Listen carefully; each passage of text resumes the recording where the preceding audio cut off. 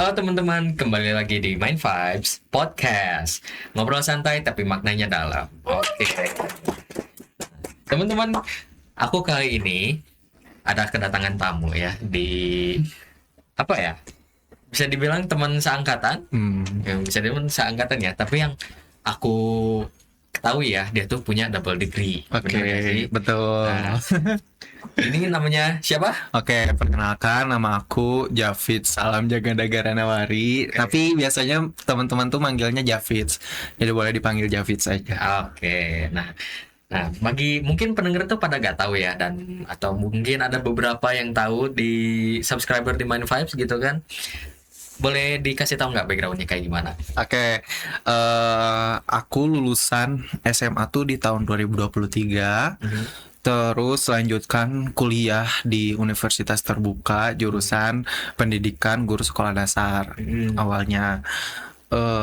Lalu waktu itu tuh sebenarnya aku udah keterima di beberapa PTN, cuman aku tuh lebih memilih untuk kuliah sambil bekerja waktu itu. Nah, awalan sebenarnya aku kerja tuh pertama kerja tuh aku sebagai barista. Barista. Barista selama berapa, kayaknya 1 tahun ya ada gitu. Selama 1 tahun aku ada jadi barista, cuman waktu itu tuh ada tawaran-tawaran yang lain gitu, yang mungkin yang pertama kan pasti gaji. Yang pertama gaji, terus yang kedua kayak peluang besarnya tuh ternyata di kerjaan yang baru gitu. Makanya aku tuh pindah ke pekerjaan yang baru sebagai intervensi ataupun sebagai tutor lah, kalau disebutnya tutor untuk anak-anak berkebutuhan khusus. Nah, itu tuh selama awalnya aku tuh jadi kerja di barista dan kerja juga di bagian intervensi di ABK ataupun tutor jadi ABK. Cuman ternyata kepadatan waktu itu tuh ternyata wah padat sekali. Kayak waktu itu jadi barista aku mulai kerja di jam 2 siang, terus pulang jam 11 malam. Terus biasanya aku barista tuh nggak langsung pulang ya, kayak ngumpul dulu sama teman-teman. Kayak jadi mungkin jam 1 tuh baru sampai rumah gitu kan. Terus nanti tuh jam 7 aku mulai kerja gitu. Jadi kayak repeat kayak gitu tuh, kayak oh ternyata capek juga. Makanya aku tuh kayak memutuskan untuk oke, barista aku keluar, aku udah fokus di intervensi ataupun menjadi tutor anak-anak berkebutuhan khusus. Kayak gitu. Terus karena tuntutan pekerjaan juga, tuntutan pekerjaan yang pertama, terus makanya aku tuh cari jurusan yang sesuai dengan pekerjaan aku yang sekarang. Nah, yaitu psikologi. Kan psikologi itu adalah kayak hubungannya dengan ABK lah, kayak perkembangan anak, salah satunya yang kita lagi pelajari kan. Betul. Di situ tuh kita tuh ya belajar tentang ABK juga, nanti juga ada kan. Nah, makanya aku tuh kayaknya ini cocok deh untuk psikologi. Masuk ke psikologi. Terus tadinya aku mau keluar dari UT. Cuman kayak ternyata aku ngobrol sama ayah sama mamah juga, ternyata kayak sayang juga ya kalau misalkan memang keluar gitu. Ya udah, dan juga di UT itu kan online ya. Jadi kayak fleksibel lah gitu. Jadi bisa lah. Makanya aku memutuskan untuk double degree aja di UT. Kayak gitu. Oh, berarti jadwalnya padat banget dong. Iya. Kayak benar-benar penuh, apalagi ditambah kerja kan tadi. Itu tuh kerja tuh berarti kan untuk biaya kuliah juga atau kayak gimana? Jadi sebenarnya aku juga kan kerja ini tuh awalnya tuh cuman kayak buat jajan doang, buat ya jajan aku lah gitu. Tapi ternyata setelah aku pikir-pikir dan mungkin ada ingatan juga dari orang tua, kayak sayang aja gitu untuk si uang ini tuh cuman kayak dihambur-hamburkan gitu kan. Jadi orang tua tuh kayak udah pakai aja buat UKT gitu. Nah, gaji sebenarnya sih kalau misalkan gaji tuh aku udah lumayan enak lah gitu untuk kerjaan sekarang. Untuk UKT di psikologi itu kan lumayan lah ya gitu. Jadi aku bisa untuk menutupi si uang UKT. Cuman yang double degree yang satu lagi yang UT itu tuh aku masih sama orang tua. Oh, oke. Jadi yang satu tuh untuk apa ya, dibayar sama dia sendiri di sini misalkan ya. Di satunya lagi itu sama orang tua. Betul. Nah, dengan keputusan kamu ini tuh aku penasaran nih, kenapa sih bisa pengen jadi double degree gitu? Nah, yang pertama tuh kan aku tuntutan pekerjaan. Tuntutan pekerjaan awalnya tuh aku tuh kayak misalkan kalau misalkan memang nggak disuruh sama atasan tuh, kalau misalkan apa ya, kayak kamu mau naik gaji nggak gitu awalnya tuh, kamu mau naik gaji nggak, kalau misalkan mau kamu kuliah gitu biar ada sarjana. Nah kalau misalkan nggak ada kayak gitu, kayaknya aku nggak akan kuliah. Jadi udah aku fokus kerja, fokus ngebangun di pekerjaan. Tapi karena memang ada tuntutan dari apa ya, atasan, jadi kayak oke, aku juga kayak menyadari kalau misalkan kuliah tuh bukan cuman untuk mencari kerja, maaf, tapi juga kita tuh mencari ilmu kan, salah satunya mencari relasi juga, dan mencari mengasah critical thinking kita lah untuk kuliah ini tuh. Jadi aku tuh emang sudah menjadi kalau misalkan kuliah tuh emang sepenting itu buat kita semua. Iya ya, terutama di perusahaan yang sekarang nyari yang sarjana ternyata ngaruh banget ya untuk kayak misalkan para fresh graduate untuk nyari kerja ataupun kayak gimana gitu. Dan banyak yang mungkin agak struggling sama, kayak bukan struggling sih, kayak mungkin agak jemputnya tuh nggak terlalu mikirin kayak apa sih kuliah gitu kan, kayak buang-buang uang aja. Mungkin ada beberapa orang yang mungkin ngomong kayak gitu nih. Nah, ada nggak sih tantangannya? Ada pastinya, karena kan yang pertama aku double degree, terus aku kerja juga, terus aku juga sebagai ketua JBZ juga ya. Kalau sedikit nanti mungkin bisa diceritain sedikit ya. Iya. Aku nggak tahu tuh apa tuh JBZ. Oke, nanti terakhir aja ya. Oke. Jadi aku tuh kesibukan tuh antara double degree kan udah dua kuliah, dua jurusan juga yang beda gitu. Yang kedua juga aku kerja, terus yang satu lagi organisasi. Nah itu tuh sebenarnya harus bisa memanage waktu gitu. Kadang di umur kita tuh kan masih mau nongkrong. Itu nongkrong tuh masih kayak mau main-main kayak aduh, kita nggak bisa nih kalau misalkan kita diem doang di rumah terus nongkrong gitu sama teman-teman atau hangout lah sama teman-teman. Makanya aku tuh bikin salah satu di Google Calendar. Jadi aku tuh udah bikin kayak misalkan di minggu ini tuh aku kegiatannya apa aja, dari Senin sampai Minggu tuh apa aja yang udah aku bisa gitu. Kayak misalkan kuliah kerja, nah terus hangout kayak gitu-gitu kan, kita juga masih butuh hangout ya. Jadi aku tuh udah masukin semuanya tuh di Google Calendar ini. Jadi memang kayak kalau misalkan ada teman Fits besok bisa main nggak, nah aku tuh kadang bukannya apa-apa ya guys, jadi aku tuh harus melihat dulu jadwal. Jadi bukannya aku nggak mau, cuman aku tuh kadang udah kayak di hari depannya tuh kayak aku udah ada jadwal yang lain gitu, nggak bisa. Makanya terus tiba-tiba kadang kesel juga ya, kadang-kadang kayak ada orang kayak aduh aku kayaknya hari ini nggak bisa deh. Nah aku tuh aduh padahal mah gitu, agak bete juga sedikit gitu. Karena aku tuh udah effort lah. Udah settingin jadwal gitu kan, udah ini itu tiba-tiba gak jadi gitu kan. Nah, itu yang bikin aku bete lah. Jadi mungkin aku tuh mau mengingatkan juga ya. Jadi kayak nggak semua orang tuh se-free itu gitu. Jadi makanya kalau misalkan emang udah dijadwalin di hari itu, tolong ini aja kabarin atau ya datang gitulah. Ya, terutama di dunia perkuliahan kan semua orang tuh nggak selalu sama gitu. Nah, iya kayak betul. Sekolah gitu kan, kan sekolah tuh masih free banget gitu. Dan gunainlah sebaik-baiknya gitu di dunia perkuliahan tuh kan. Betul. Nah ini tuh aku ada satu, kan tadi pekerjaan kamu tuh untuk berhadapan sama anak-anak ABK nih gitu kan. Nah itu tuh kayak gimana sih?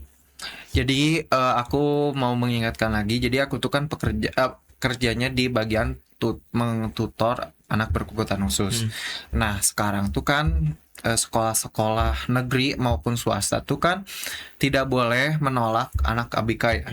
Nah makanya dari sekolah tuh menghadirkan kepada anak ABK, menghadirkan guru-guru inklusif ataupun guru-guru anak berkebutuhan khusus. Nah makanya aku hadir di situ, dan aku juga sebenarnya menolong lah anak-anak ABK untuk tetap bisa belajar di sekolah umum, dan juga aku juga membantu anak-anak ABK untuk melakukan kegiatan di kesehariannya di sekolah kayak gitu.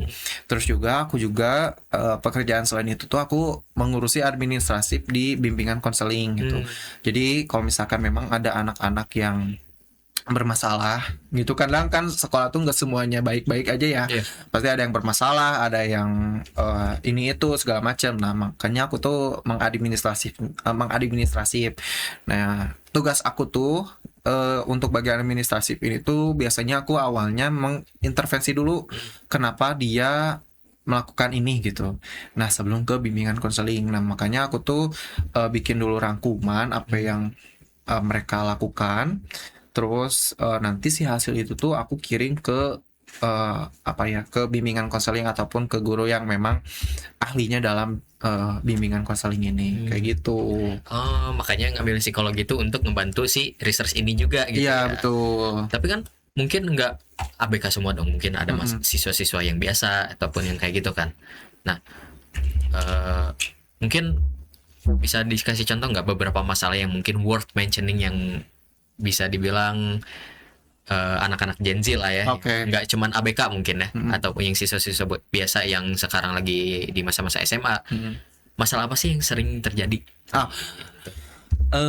Yang aku lihat sebagai aku pun Gen Z juga ya, jadi kan aku di sekolah tuh kayak seumuran lah sama mereka gitu. Yang aku lihat dan yang aku udah research juga tuh biasanya tuh mereka dalam media sosial.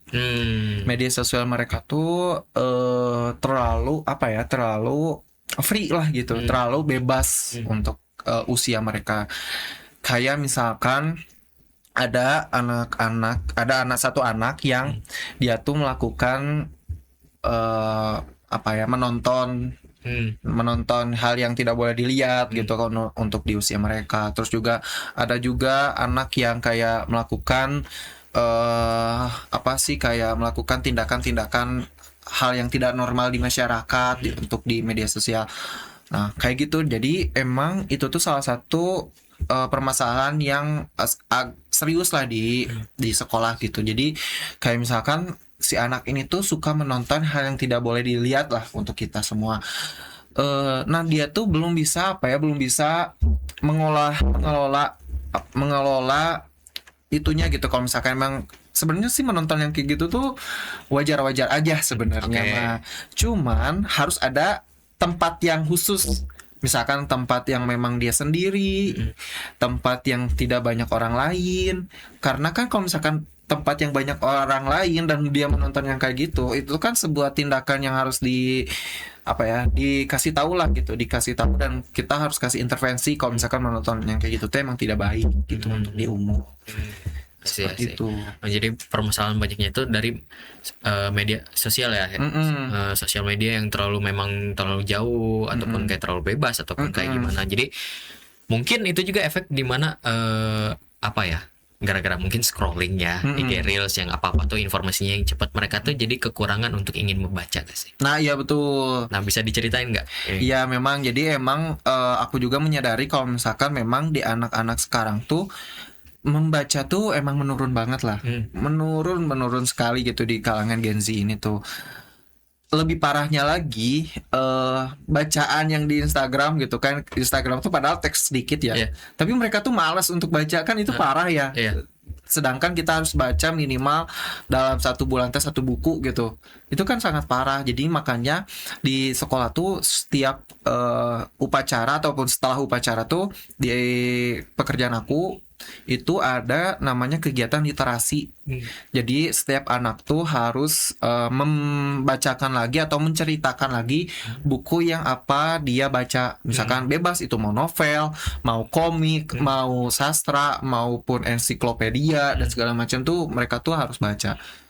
Dan harus disebutnya tuh harus menceritakan ulang kepada guru-gurunya gitu, ataupun di teman-teman sebayanya. Itu kayak sebulan sekali? Seminggu sekali. Oh, seminggu sekali setelah upacara. Tapi kan mungkin kalau misalkan kayak gitu mungkin ada beberapa anak yang mungkin gak suka ataupun kayak malas kayak gitu kan, itu bisa jadi tantangan lah ya gitu. Nah ada cara nggak sih untuk kamu biar si anak ini tuh bisa enjoy juga gitu? Menurut aku salah satu cara yang paling ampuh dipaksa. Dipaksa. Dipaksa. Jadi mau nggak mau mereka tuh harus baca buku yang mungkin mereka tuh suka, misalkan komik yang mereka suka gitu, ya udah baca aja. I see. Dan Jadi, harus menceritakan ulang apa yang diceritakan di komik tersebut gitu. I see. Jadi mau gimana lagi gitu, karena udah kita pakai cara apa ya, literasi pakai poster, pakai infografis segala macem, tetap gitu nggak ada pengaruhnya yang harus kita lakukan dipaksa.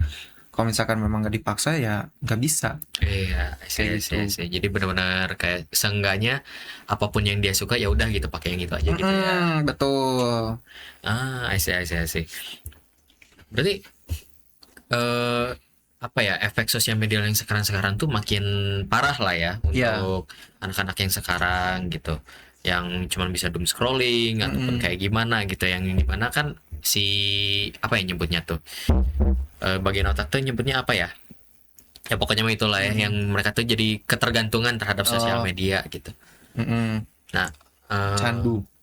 kecanduan sosial media, kayak bahkan HP pun walaupun gak main sosial media kan mereka selalu main HP ataupun kayak gimana gitu. Itu tuh ngefek banget gak sih waktu misalkan kamu lagi apa ya, lagi ngajar deh atau misalkan apa gitu, itu ngeganggu banget gak sih? Sebenarnya tuh ganggu ya, apalagi ada anak yang kayak misalkan nggak bisa jauh dari media sosial tuh, aduh kayak parah banget lah. Misalkan kita lagi ngajar nih, lagi ngasih tahu sesuatu, tapi mereka tuh kayak main HP di meja. Kayak gitu tuh sebenarnya kan emang yang pertama sesuai norma masyarakat tuh nggak sopan lah. Yeah. Karena kan yang di depan lagi ada yang ngomong, bicara gitu, yang seharusnya kita tuh dengerin, simak kayak gitu. Cuman makanya yang pertama yang kita lakukan tuh kegiatan menggunakan HP tuh ketika memang disuruh sama guru aja. I see. Jadi dibuat waktunya lah ya. Dibuat waktunya. Terus kalau misalkan memang tidak disuruh sama guru, kita tuh berhak untuk menegur lah, menegur ke si siswa itu, kayak ke anak itu yang cukup main HP-nya gitu. Bisa nanti istirahat ataupun jam kos, bisa kayak gitu. Salah satunya. Terus sebenarnya ya penggunaan media sosial itu sebenarnya baik ya, kayak misalkan scrolling TikTok ya, terus Instagram, Reels, sebenarnya sih baik-baik aja sebenarnya. Cuman yang salah tuh si for you page-nya, si FYP merekanya.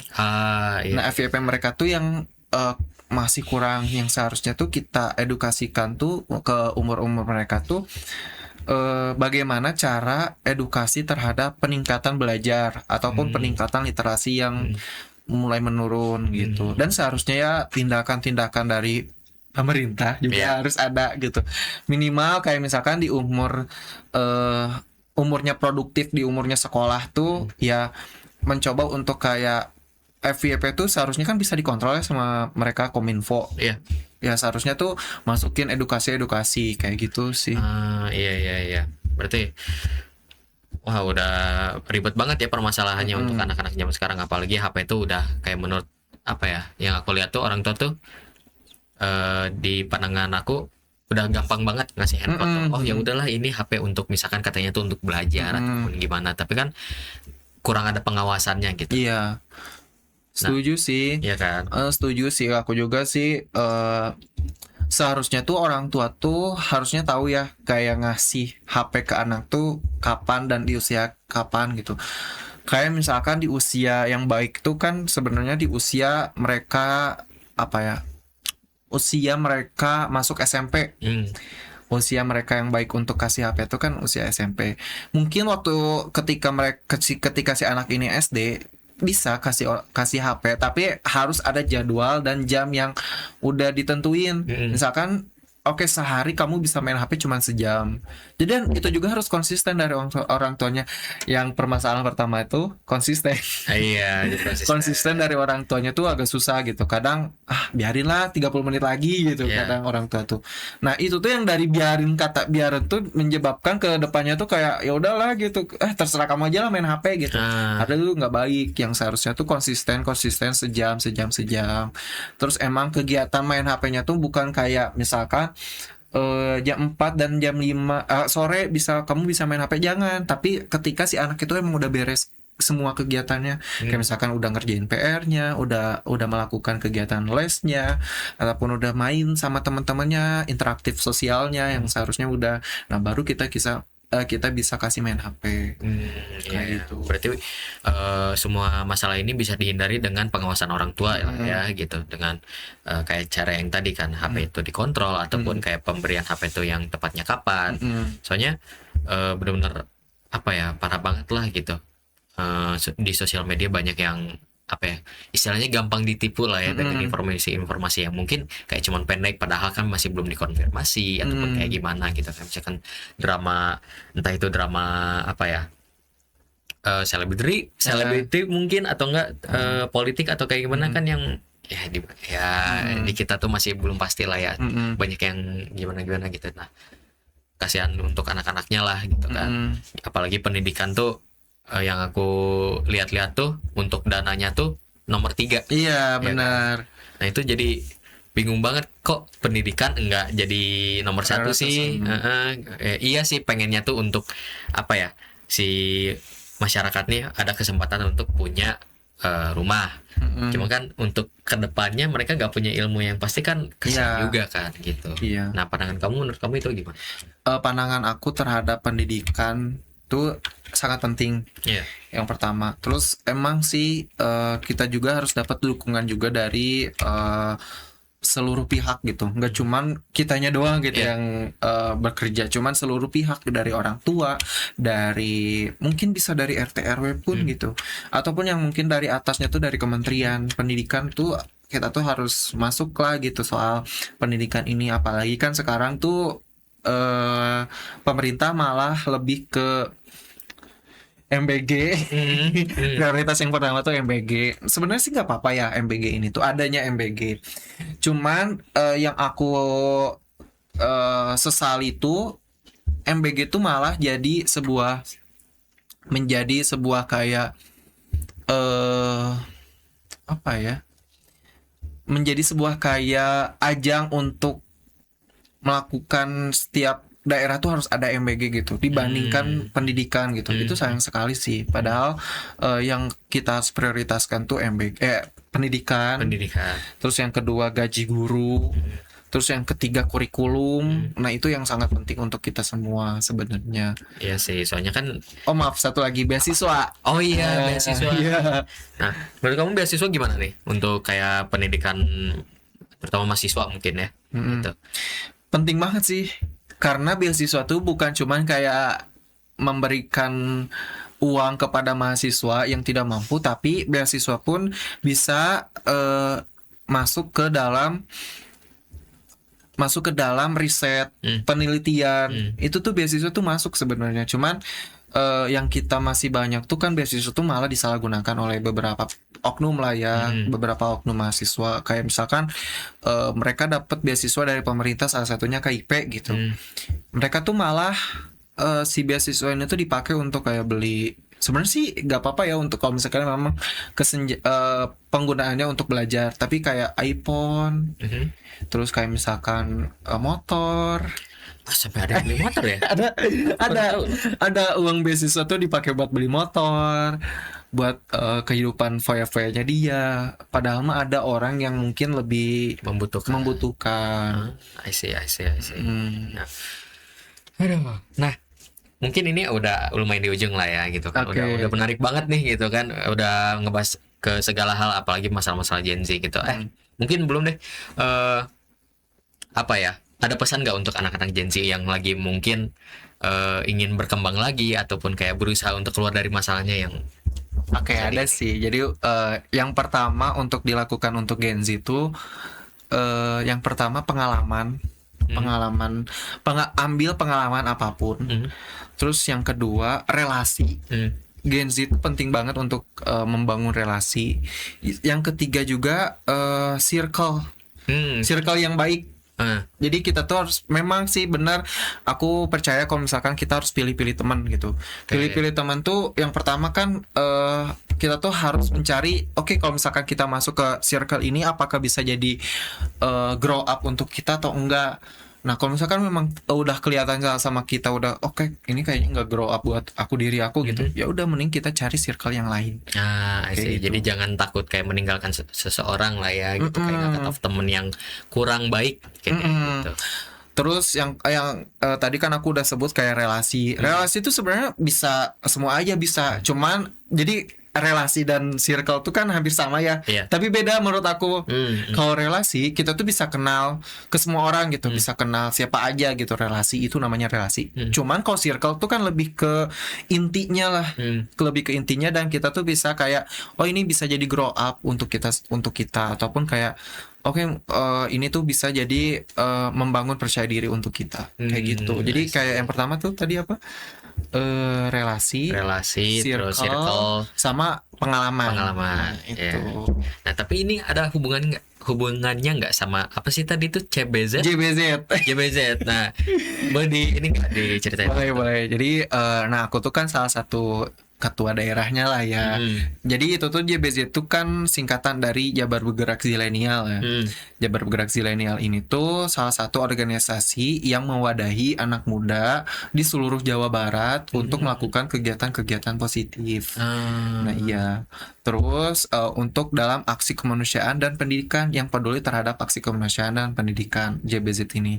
Nah aku tuh untuk di tahun ini diamanahi menjadi ketua daerah JBZ Kabupaten Bandung. Makanya aku tuh sangat setuju sekali untuk Gen Z ini tuh untuk bisa peduli terhadap pendidikan dan kemanusiaan, karena mau siapa lagi kalau misalkan bukan kita. Iya. Gitu. Oke. Mungkin anak-anak Gen Z yang bisa join nggak open public nggak? Boleh. Nah. Kita tuh biasanya setiap ada kegiatan selalu ada volunteer. Selalu ada volunteer. Terus kayak misalkan selalu ada open recruitment untuk anak Gen Z yang mau join. Kita terbuka sih untuk siapa aja, asal Gen Z ya. Asal Gen Z. Bukan yang boomer gitu ya? Bukan. Apalagi milenial. Bukan. Yang oke.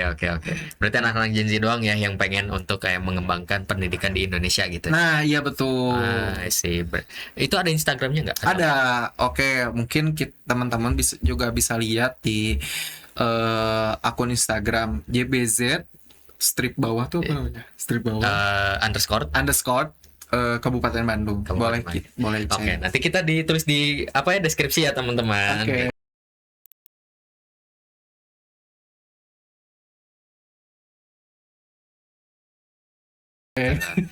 Oke. Thank you ya Kak David udah datang gitu kan, udah ngasih ilmunya, pengalamannya, dan untuk di-share untuk ke anak-anak Gen Z, mungkin ke yang menengah ke atas juga gitu. Semoga bermanfaat ya gitu, bagi teman-teman atau gimana gitu. Ada kata-kata nggak untuk hari ini? Kata-kata hari ini, semoga hari ini tetap bisa melakukan kegiatan positif, bisa menebar kebaikan untuk semua orang. Seperti itu aja. Oke, amin. Oke teman-teman, podcastnya sampai sini dulu. Mungkin ada saran untuk podcast kita nanti, ataupun ada beberapa pertanyaan yang ingin kalian pertanyakan, tulis saja di komentar. Jangan lupa share, like, and subscribe ya teman-teman. Oke, aku Marcel, saya akan tutup podcast ini dan bye-bye.